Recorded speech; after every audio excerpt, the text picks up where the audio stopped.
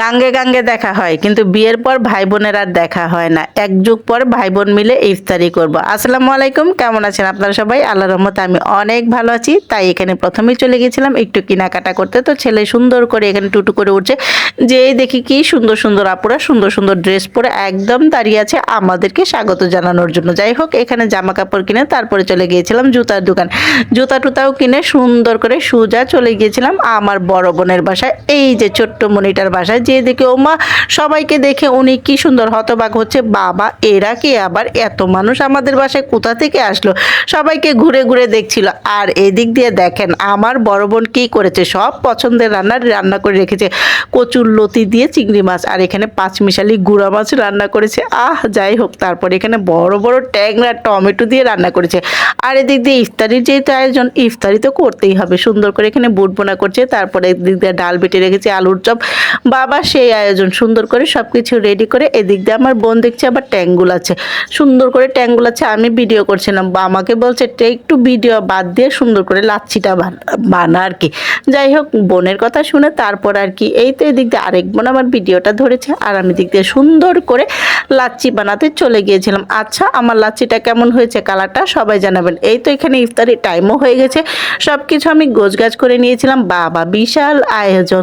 এই তো এখন ইফতারি মাখামাখির পর্ব চলে আসলো। সবাই হাতে হাতে সুন্দর করে আমরা মাখছিলাম, মানে আমি না, আমি তো ভিডিও করছিলাম। এই তো মাখামাখির পর্ব শেষ করে আজান দিয়ে দিছে। যাই হোক, সবাই সুন্দর করে খাওয়া দাওয়া করে একটু ফটোশুট করছিলাম ভাই বোন মিলে। তো এখানে 3 বোন আছি, আরেক বোন মিসিং, আরেক বোন আসতে পারে নাই। আবার এদিক দিয়ে আমার ভাবিটাও আসতে পারে নাই, আমাদের নতুন অতিথি আসবে।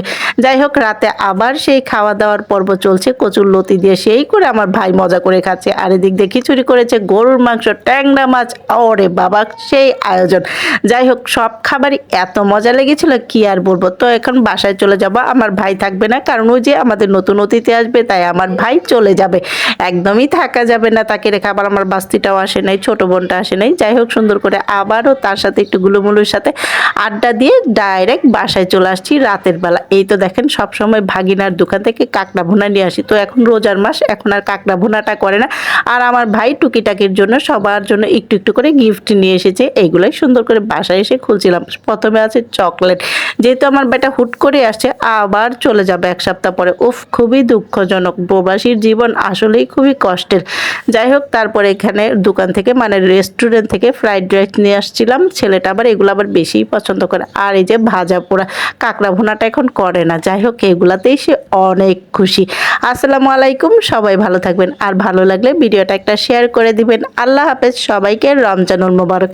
ভাই বোন মিলে কত বছর পর ইফতারি করলাম, আলহামদুলিল্লাহ। সবাইকে অগ্রিম ঈদের শুভেচ্ছা। ঈদ মুবারক।